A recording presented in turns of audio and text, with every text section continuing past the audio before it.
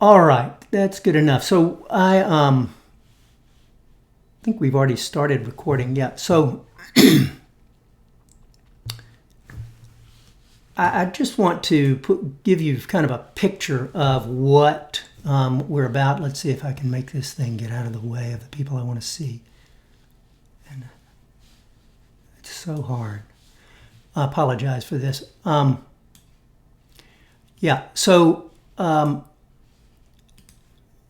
the way that healing works, and that would be in a secular or so-called, a spiritual inner healing-based thing, it works by means of presence or comfort. And there are, by that I mean we bring any negative experience or feeling or emotion into contact with a presence that sees us and can comfort us. It's really, really simple. The best metaphor I have for it is simply think of a little child, a little 2-3-year-old, running and falls and scrapes his knee on the asphalt, and he's bleeding, his knee is bleeding, and he's going nuts. He's so scared of what is happening to him. He doesn't know. Is he going to be okay? And so mom actually attunes to him. She comes, she holds him, looks in his eyes, comforts him with her words, speaks to him the truth. You're going to be okay. Mom is in an okay place. If she's going to be a comforting presence, she has to be herself comforted. She has to be a non-anxious presence. But she sees where the child is. She empathizes with the child. Oh, I'm so sorry. Like that. It's real simple. The child connects with her mother, and the child then transfers all of the energy of the fear and the pain into his or her mother's body. So she's holding him, and his little body's trembling into her body as he feels the presence of her body. And he looks into her eyes, and his scared eyes are tuning into her comforting eyes. And his ears are hearing the comforting sounds of her voice. That resolves the pain, that resolves the fear. If the person, the child, does not have that kind of presence then available, then that pain goes unresolved, and it is simply stored up as a body memory, literally in our bodies. And it's called trauma, and that's the definition of trauma. And so how we deal with that is with comforting presence. There are 3 different resources that we have for comforting presence. One is the presence of God with us. Pretty simple, but really, really important. The other is the presence of God in us. And what that means is we are an adult presence. So we are able to love ourselves. My core self, can reach out from the center, from the hub, and relate to all the feelings that I might have going on, and I can love myself, love those parts of me that are feeling whatever it is. I can be a comfort or a parent to myself, see myself, know myself, pay attention to what my mind is paying attention to. Right? And so I come back up to the first one. I come back, the presence of God with us. He can be there with us to see what this scared little place or painful place or shamed place or angry place is feeling, and be present to see it, to know it, and to buffer the pain, comfort the pain, take the pain, encapsulate the pain, surround it, and it's a beautiful thing. Now the third is one another, which is really kind of core biblical New Testament picture of how we deal with stuff, is we share one another's burdens. So I hope that makes some sense, and that is what we're about in this course. It's really that simple. Those 3 things. The purpose of this course is to establish a felt sense of his presence. So we want to practice that by imagination. So we're with our childlike imaginations, imagining he is present because he is. It's the gospel truth. So we want to be tuned into that reality and be trained, because when the motions get big, it's really good if we have a well-established neural pathway for his presence. And then the next step is to be able to actually have what are the beginnings of neural pathways to see, so that our minds, from our core selves, can actually see what's going on in us. That may sound like, well, of course we can. The fact is, many of us, in fact, most of us, are unaware of what's going on in us. And that leaves us blind. That's called denial. And it's a big problem.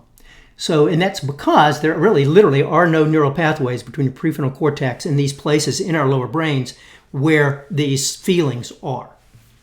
So what we're doing is practicing connecting. The other thing I'm really interested in is practicing being in our core identity. What is our true, some people call it true self, but the image of God. Who we are as a son of God. Our wills yielded to his will. Our spirits yielded to his spirit. That's who we are. It's our core. Because it's from that strength of our identity that we can then be an adult. And that's who we want to stay in charge. That's what self-regulation, if you've heard about that, is all about. And it's really important. Because if I'm going nuts with my anger or with a panic attack, that's the absence of self-regulation.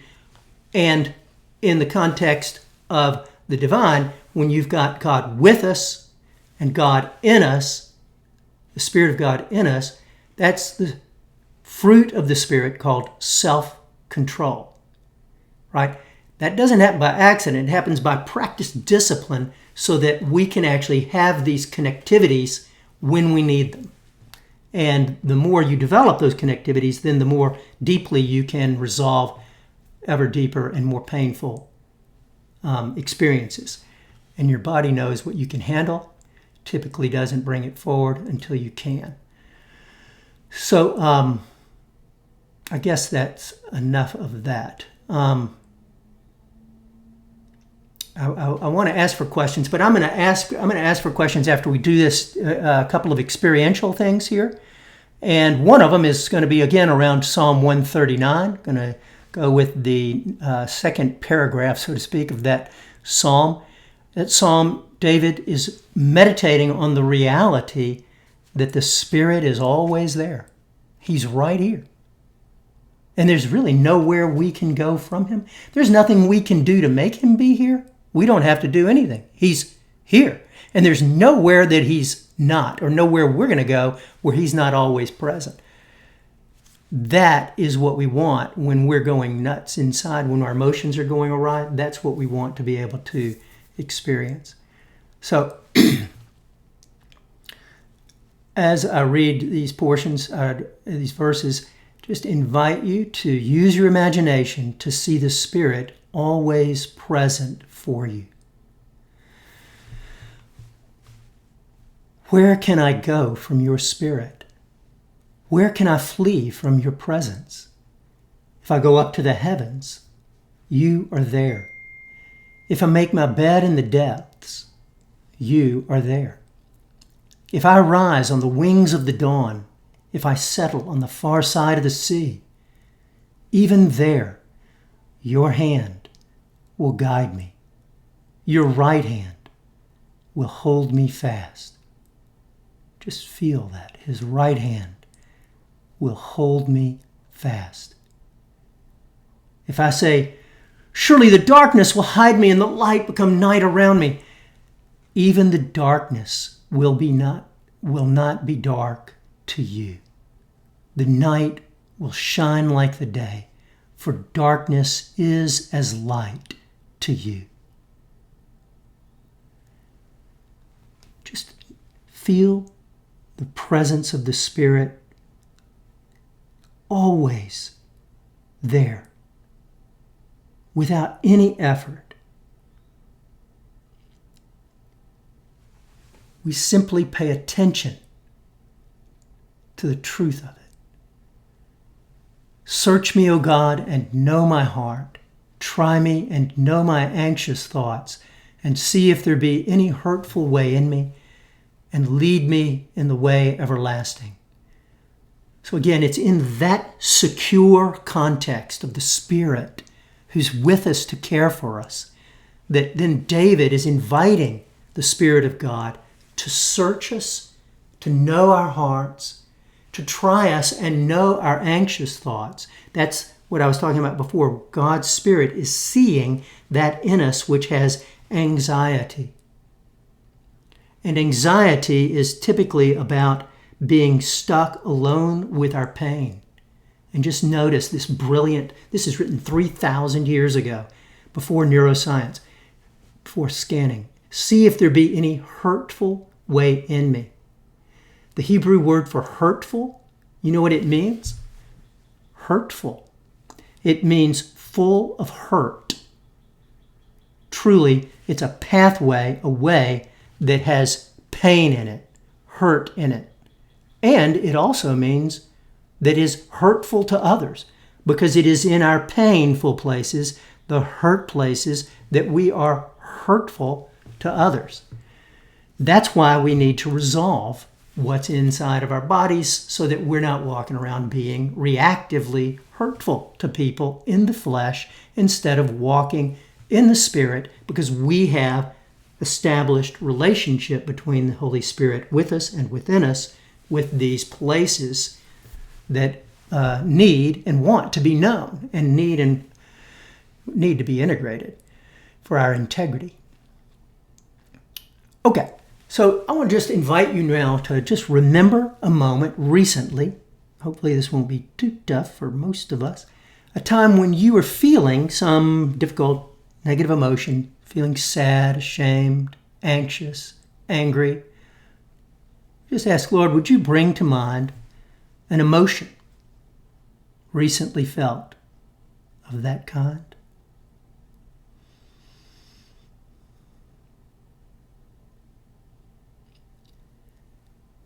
And I ask you to pay attention to what your mind is paying attention to. If an emotion comes forward, please pay attention to it. And notice where you're feeling that feeling in your body.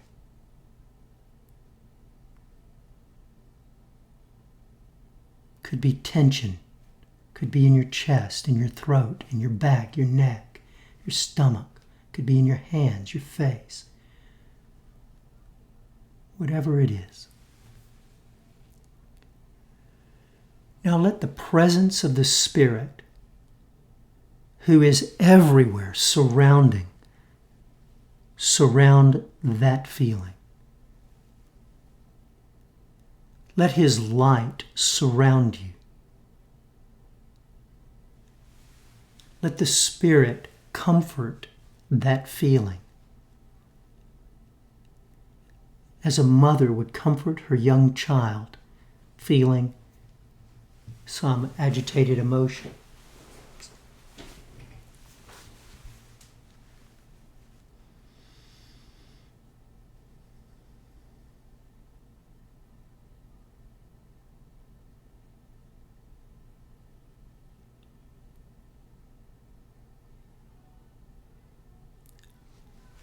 So the goal here is to feel a bit of the pain or the fear, the shame, the anger, and feel a bit of the presence that is Him, that is actually comfortable, comforting, safe. And if you can sense attunement to the Spirit of God, just ask you, Holy Spirit, what do you want us to know in that place? What do you want each person to hear?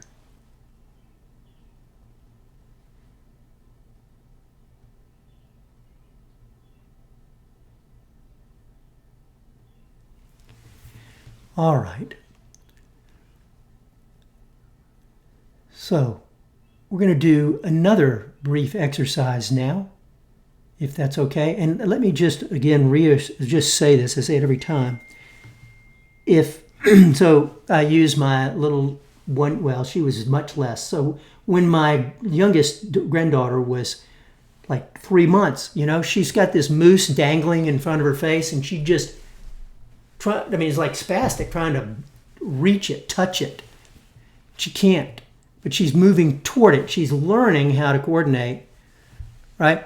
And she can actually reach out and touch it. She can grab it. It's a great thing. We don't want to despise where we are, where we start in these sorts of things. It's all about letting the connections build. It's exactly the same process. All right. So this time I want to go to the second resource, which is it's distinct from God with us in Him, where we are, to God in us. We are in the image of God, and the image of God is in us. So we are the other resource for seeing, knowing, and loving ourselves. So I invite you just to take a few deep breaths again.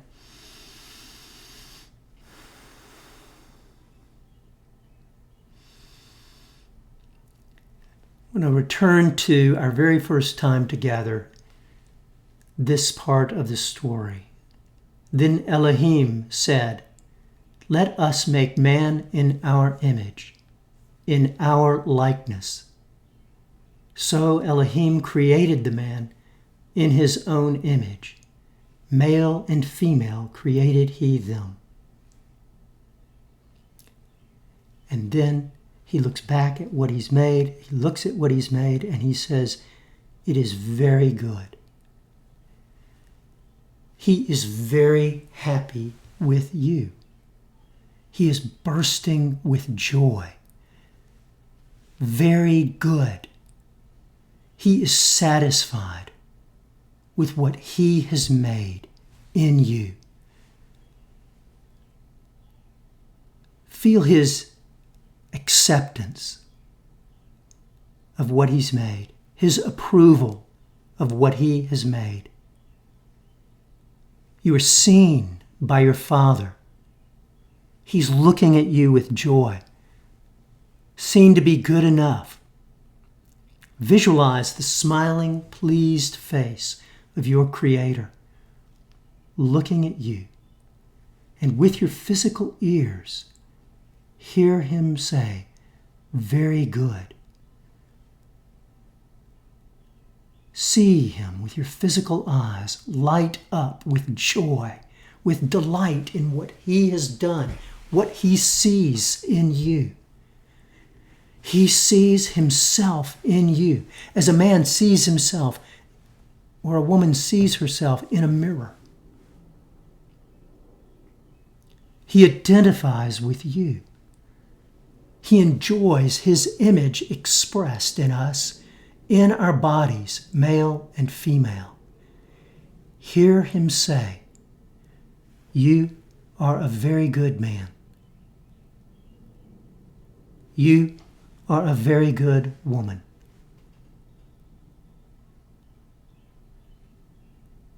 And notice, what did you do to make yourself? What did you do to make yourself in his image?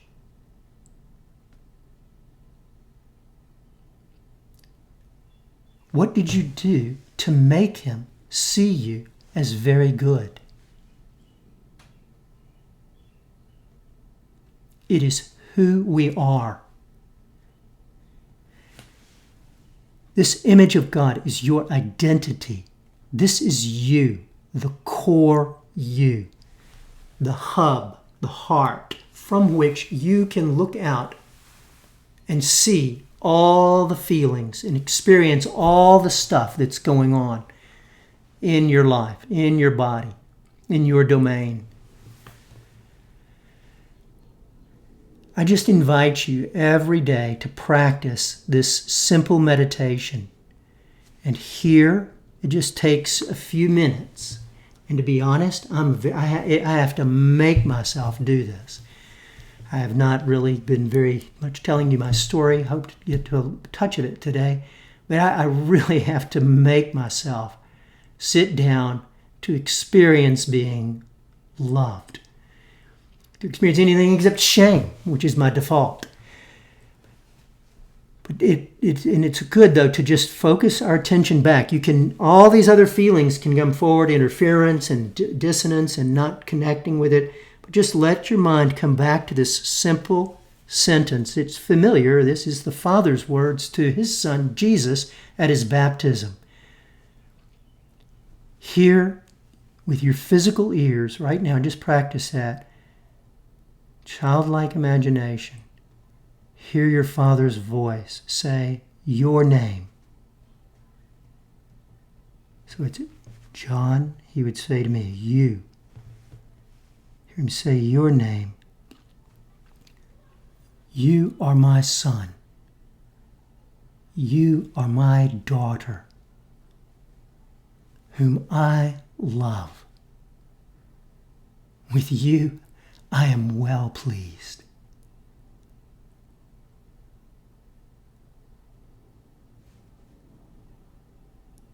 Just see if you can sit with those words, sit with that experience, the voice. If you can picture a smiling face, It can be helpful to picture somebody else's smiling face. That's easier, and then transfer it. But just sit in it for a few minutes and build the neural network. So, as you're experiencing yourself seen by him with joy, he sees his image in you, just invite you again to remember that negative feeling that might have come forward before. Or if it didn't, see if something comes forward now, if it feels safe enough. Some sad, anxious, mad, embarrassed place. And in this iteration, love yourself. Let the core you pay attention to what your mind, having that feeling, is paying attention to.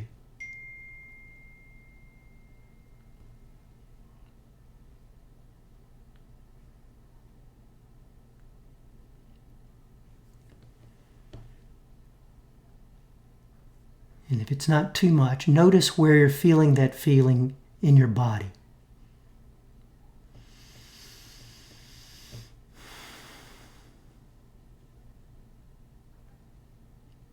And be a friend to yourself. If you can, show compassion, a compassionate vibe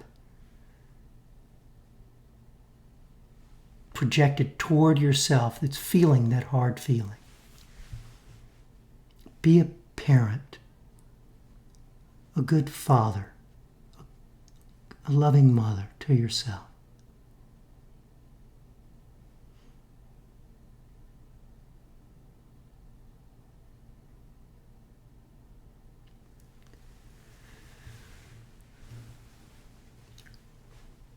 Okay. Well, I do want to just take a moment. I haven't been doing this. It kind of drives me crazy. So I'm going to ask now that anybody, if you would, if you can find the courage to talk about what you're experiencing here, really helpful to me. That exercise we just did, that particular meditation on the Father's words to Jesus, by the way, is from Kurt Thompson, who you've seen in my emails. And Kurt is a psychiatrist. He's used it lots and lots of times over the decades. And he just reports that people's initial experience of that meditation can be just all over the map, where they have no sense of it at all, or they're just going nuts. And like not just no. But so that's us. I'm not going to say that again. I'm going to let this go. So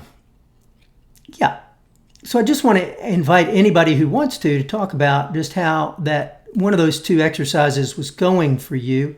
Were you able to connect with either the presence of God comforting an emotion that you were feeling, or with you yourself being a comforting presence to an emotion you were feeling? And I would like to say this, that where this ideally will go when we're built is it's me coming with Jesus, so to speak, to a part of me that is feeling in distress. It's a group effort. It's a beautiful thing.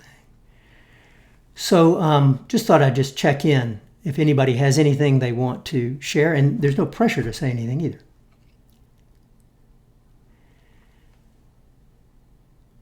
All right. I am going to trust that everybody is okay then, and we will keep moving.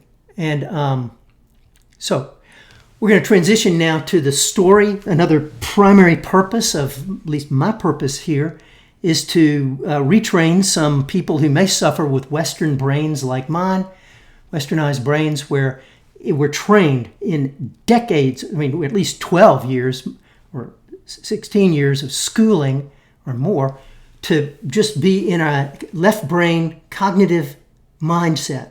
So we come to these stories and we're coming in and just, okay, Jesus walked on water. Yeah, check, got that. And it just becomes words. It's not as powerful because we're not actually entering into the story emotively, because we're not entering into it with our bodies. And that's where the emotion comes from. And so I'm interested in our entering into these stories with all our bodily senses. And that, by the way, is a Hebrew. And actually, the vast majority of people on the planet throughout history are oral traditions. These people live in their bodies. This is a bizarre culture that we've developed in the last 150 years, the left brain culture with this education system from hell. And it is really a good practice to come back to being in our childlike imaginations. Let's just pitch one more time for that. So we're transitioning now to our story for the day, which, and all of these stories define us. This is truly, these stories define the reality that we're living in. This is the fall, part 2. Same Genesis chapter 3. In this story, there's again deception, confusion, and doubt. There is a serpent with a false accusation against God. He says, your eyes are going to be open. You're going to be woke. And Satan was in fact not waking them, but blinding our parents. They were already like God. They were in the image of God. And he said, you'll be like God, as though they were not already like God. And he was also saying, if he knows that you're going to, it's like he's withholding something. Sorry, I'm blanking on the line that he spoke. But he is casting this doubt that God really is good or for us in their minds, in our parents' minds. So he tempts them to be like God. And that is, as we read the stories last week, Satan was wanting to be like God, and he was proud. The glory was going to be his. The rulership is going to be his. He's going to rule his own little kingdom. And he's going to make himself the center of this story. We're going to be like God now, in the sense of being little gods outside of God's authority. And we're going to be like God, knowing good and evil. God had been and was, and in truth still is, the center of the story, God getting the glory. But to be like God, we're putting ourselves in the center of our stories, and it is perhaps the defining characteristic of the modern world developing over the last 200 to 400 years, that we make everything about I, me, mine. And we are seeing that at its most amazing expressions in the last 5 years especially. Anyway, I digress. It's tempting. But so it's an amazing reality in our culture. Feelings are the trump card. Feelings are reality now. Subjective, I, me, individual. It's all about me and what I feel. And that becomes objective reality, which everybody now needs to honor as the defining code for my life. And it is problematic.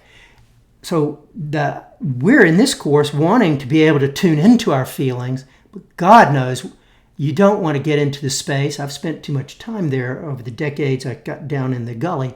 You don't want in the gutter, in the ditch. We don't want to spend time with our feelings unless we are coming with ourselves centered with Him in our bodies. We're relating to the feeling, and we're bringing the feeling into orientation to Him in us and with us.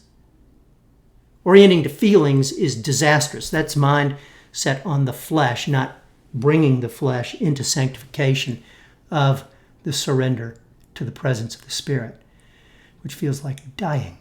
So, again, engage. I invite you to, as I begin reading this story, it's very brief. I'm just going to read it one time tonight. Engage your childlike imagination. See with your physical eyes. Hear with your physical ears. I don't know if that means anything. I literally see myself seeing through my eyes, hearing through my ears. It was Jesus who said, if you have anyone who has ears to hear, let him hear. I always thought that was so metaphoric and spiritual and confusing. But, somebody pointed out, he's talking about our ears. And it really is incredibly Hebrew. You got ears. Are you hearing? Are you picking up what I'm laying down? I mean, it's a really basic kind of statement. I invite you to hear the voices through your ears of the serpent, the voices of Eve, God, Adam, and identify like a little child would identify with the story, people in a story. Man's separation from God, Genesis 2 and 3.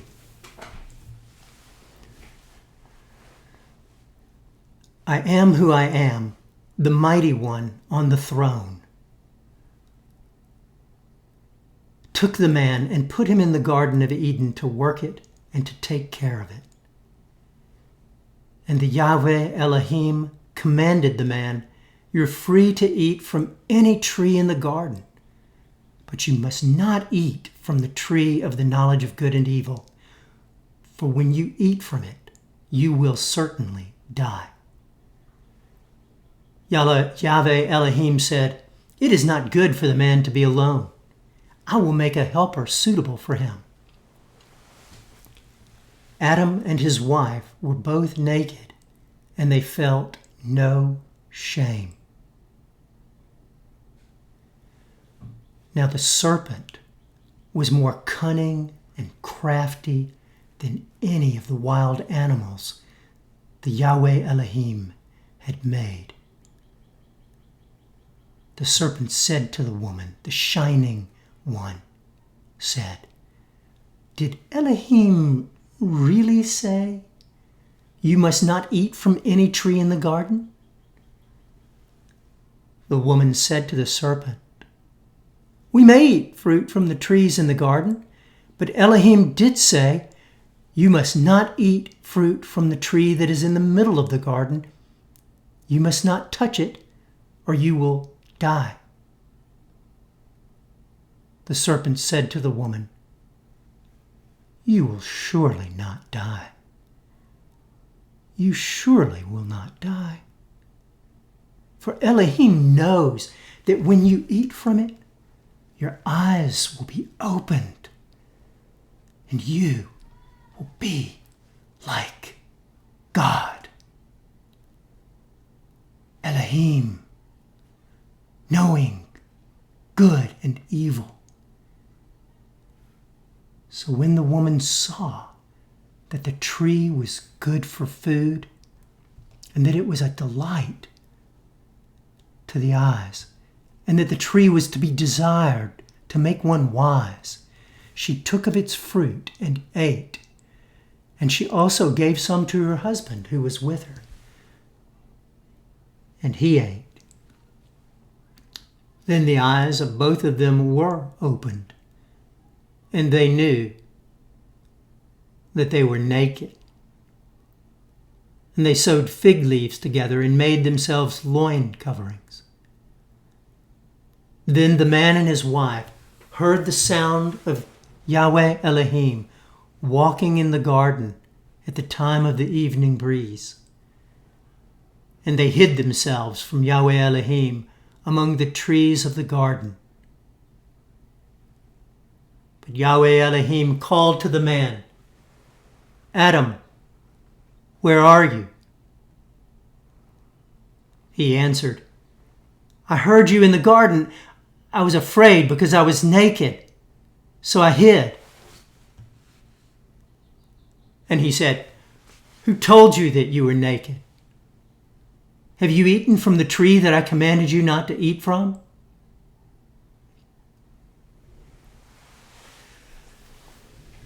So Yahweh is not abandoning us. He is looking for us. And just we notice that he loved to walk with, just to be with the ones he had made in the cool of the evening, so that he could know us and enjoy our company, our presence.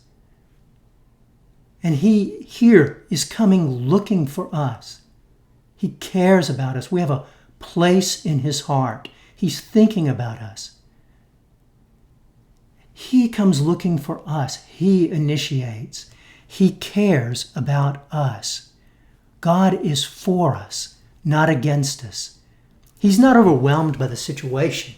He is infinite, outside the universe, ruler for eternity. His tone is kind. God is love. He always relates to us out of love. He is merciful, and his heart is full of grace. Just invite you again with your physical ears to hear him asking you these 3 questions. He says, Adam, hear your name. Where are you? Where are you?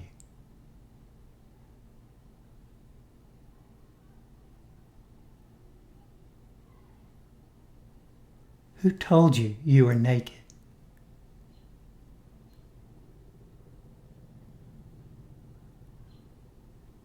Who told you that you were, if exposed, would be found to be not enough? Who told you there was something wrong with you, so wrong with you that you're unworthy? Unworthy to belong, unworthy to be loved. Who told you? Notice what your mind is paying attention to. Who are you listening to?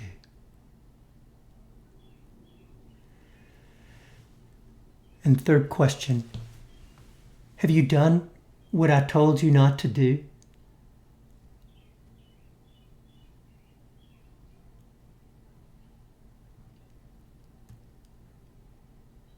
Just notice that his questions are not accusations. He's actually inviting us to pay attention to what our minds are paying attention to. Where are we? Who are we listening to? That's what our minds are focused on. What have we done? The word metanoia, repent, is our minds thinking meta, or after. So, what have you done? And you're looking back at what you've done. And it's the problem is the shame and guilt that, and self-condemnation and self-hatred that are we're applying to that.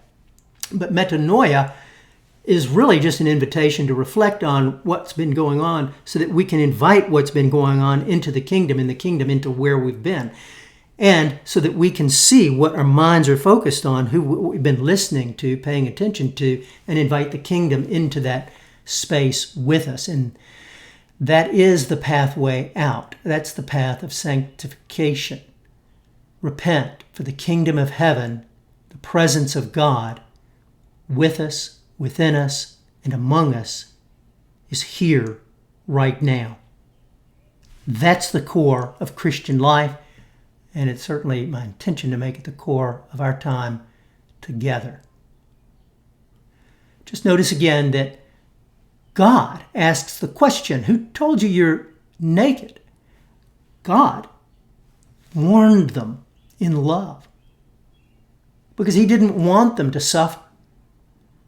And God is not the source of the shame.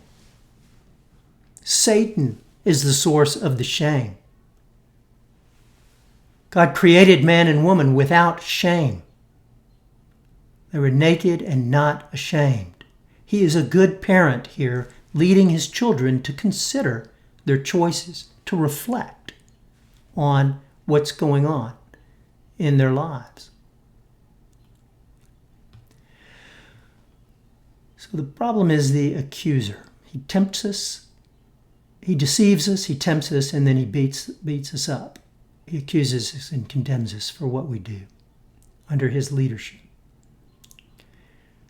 Adam says, I was afraid because I was naked, so I hid. So there's shame, the sense of fear of being exposed, the fear from the shame, and then hiding. And that creates real problems for us. It's the core problem in our human experience, and it's a hard experience for some of us to actually be aware is present. But first, let's just notice the fear that Adam is feeling is not what the Bible calls the fear of God. In fact, it is directly antithesis of it. No, his fear in this moment is the fear of exposure of his nakedness. It's a fear generated by shame, not generated by God. It's from Satan, from the accuser of the brethren, not from God. Yeah. So we're sick is our shame, sick is our secrets. And I don't have time I'm not going to get into all the good things about shame, but I'm not even going to distract myself. So the Satan is planting the virus of shame in our relationship with God, our relationship with ourselves, and with one another. So we're hiding from God, hiding from one another, and hiding even in shame from ourselves. That's called denial or blindness. And in that case of hiding, we're always lonely and always alone in isolation. And we are never known. So I'm just going to read you a bunch of statements about shame. You can see whether any, by the Holy Spirit with us right now, would be resonating with your experience. Shame, embarrassment, humiliation. I am not enough. There is something wrong with me. I am bad. I don't matter. I'm powerless to change my condition or circumstances. I have a felt sense that I do not have what it takes to tolerate this moment or circumstance.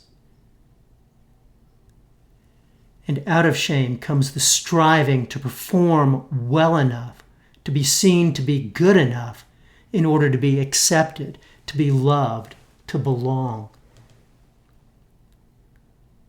I don't work hard enough. I'm going to be found out to be the fraud that I am. I do not have what it takes. When it will count the most, I will not be enough. Shame always has in its train judgment, criticism of ourselves, condemnation of ourselves. And out of that, within us, we then project that criticism, condemnation, judgment onto others. What is our internal world or internal reality becomes external reality. It's Bill Johnson. There's a book by Kurt Thompson titled The Soul of Shame. Can't recommend it enough. I find it way more powerful than Brene Brown, if you're familiar with her writing on shame. Okay, so that's probably going to be it. I just will, I'm going to, actually I'm afraid, model a way I don't want you to do this worksheet. I'm just going to run through mine real quick, and it went in a direction I did not expect because I followed my own directions, which were a thought that comes into your emotional body without thinking. And this was really the core and original issue for me in my imaging of God. I don't want to shock you or make you run, but to me, God is evil. And I really vividly remember 35 years ago in the back of Belmont Church, after this guy did a wonderful talk on the grace of God. He was a Southern Baptist pastor in Texas who was found to be in a homosexual relationship. This is 1 year later. He's no longer in that position, but he is talking about his relationship with God and his grace. I'm in the back of the room, and I'm at the end of it. I'm literally just praying, and Jesus shows me there is a cruel, demanding Jesus. He shows me that Jesus, cruel, demanding, and he shows me the kind Jesus. I had just done a genogram by interviewing people in my family, and the two words that were most characteristic of my family were cruel and demanding. But, and I'll tell you this, when I did this bit about my parents, really the simple version is here in this frame, and there are others, my parents basically hated each other before I was born, hated each other's guts. And so I kind of grew up in this soup of contempt and hate, and it was really, they lived in a very, very tough environment. And truly they did. And I don't want to model telling you their story. I feel the need to cover that. Well, I'm recording this. I'm going to tell a little bit of their story. My father is, at least he's the son of a 32nd degree Mason who was famously cruel perfectionist, and he was the employer and trainer of my father as a dentist, second generation dentist. So it was really intensely tough for him growing up. I can't tell you all that. It was just cruel. I mean, it was just, I'm laughing, it's not funny. And then my mother's mother was a really angry, depressed woman, mentally not stable. When my mother was 8 years old in 1931, her mother went in and committed suicide. And life was hard for them coming together. Of course, they knew nothing. They didn't have Jesus. They had no sense of even themselves. So they come in and they're struggling. My mother becomes schizophrenic. She has onset in her early 20s, just a few years or months really after my father had married this gorgeous woman. She starts demonstrating what then sent her to the hospital multiple times in my life. So it was a really rough life, and they were having a hard time with it, and they made it hard for everybody else. That's all just to say that my brain is conditioned that the universe is evil, the authorities are evil, they're cruel, they're demanding, they're hateful, and now that became the lens through which I'm seeing God, Father, Son, Holy Spirit. You see how that works. So anyway, I hope that, and I'll just check, Aaron, that you are putting people in groups for us back there, and he's on the other side of the wall now. Yeah, I trust that's okay. So the homework this week is to do that daily meditation, if you would, just hearing your Father say, "You are my son or my daughter." And I'd really love for you to watch the YouTube that I gave you, a video that I gave you a link to by a woman named Jenna Remersma. It's hard to say. It's a really just very simple, brilliant explanation of the different parts of me. And the way she does it's very down home, and I think it will be extremely meaningful to you. It's also available in a podcast format, but I did not give you that link. So you can type her name in and that title and probably get it that way. Okay, so just want to review that peace is the possession of adequate resources. A guy named George Morrison in Glasgow said that. Peace is the possession of adequate resources. So all our big emotions that can take us captive, like anger, fear, despair, shame, sadness, they're rooted in the unmet need to be known, to be loved, and the feeling all alone with our pain. So the good news is that there is the presence of someone who we can not be alone, we can be seen, we can be known by the King, the Messiah, the kingdom, right here, right now. It is present. It is here with us. God's presence is with us. By His Spirit with us, He compassionately parents us. God's presence is with us. By His Spirit within us, we compassionately can parent ourselves. God's presence is among us, and by His Spirit among us, we have a relational family. In our communities of courageous vulnerability, We can have intimate fellowship with God and others. It's only available by walking in the light. And wisely, we only walk in the light with those who prove worthy of our trust. So that's a little tough if you're entering into this with people that you are just meeting, and I just want you to honor that. Honor yourself. There is absolutely no pressure to go anywhere, say anything, ever. It's just a matter of whether your heart feels safe with the people you're with, and I wish that the groups were stable. I take full responsibility for that. It's certainly not about any of you. And I'm not taking much responsibility for it either. I typically do this with one person. So this is the first time I've ever tried doing inner healing in a group, and it's definitely different. And so, again, the guide for tonight's group discussion is in an email I sent you. We don't know how to put it in your chat to give it to you in immediate format, but it's in your email, and I'm going to go through it right now. In tonight's session, first question, everybody can answer if they want. How do you see God in this story, or in the Psalm 139, or as you are experiencing him speaking to you about how he sees you in his image, sees his image in you? So again, this is an allusion to, and I took it out, but it's 2 Corinthians 13:11. It's the very last chapter of the book, the letters written to the most chaotic church in the New Testament. That works for me. And it's his final instruction, which turns out to be a brilliant rubric. So he says, or liturgy, rejoice in God's favorable disposition toward us. Why? Because God is with us through that favorable disposition. That's grace. That's our right. He's made us righteous. Okay. So how do you see God who is available to you? Second question, in tonight's session, how do you see us? And Paul says, be made complete. That's you in your wholeness, us in the image of God, with Christ in us, the fullness of the Godhead in us. Third question, so it's how do you see God? How do you see yourself? And then from the how we see God exercise, if you did it, then share how you see God from your emotional body. Just go over your responses in that session, in that exercise. You can share it with one another. And then finally, I shouldn't say finally, be comforted. And I invite you to, after each has shared their little piece of paper, then you can be comforted.